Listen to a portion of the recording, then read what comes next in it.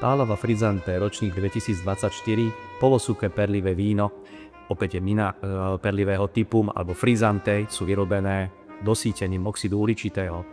V jeho krásnej zlato-žltej farebnosti a jemnom perlení sa objavujú nádherné noty muškátu, ruší, exotického ovocia, ale aj tak trošku podfarbené medovým plástom.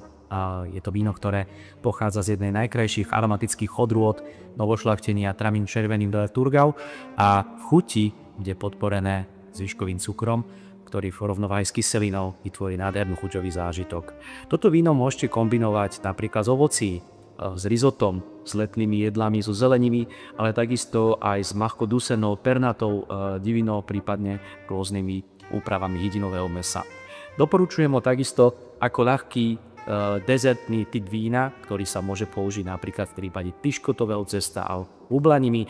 A pokiaľ ľudia milujete, tak trošku na záver si dať možno nejaký vyzretejší syr, tak jednoznačne smotanové, mäkšie syry, ktoré obsahujú jemnú stopu modrej plesne. Prajem krásny zážitok.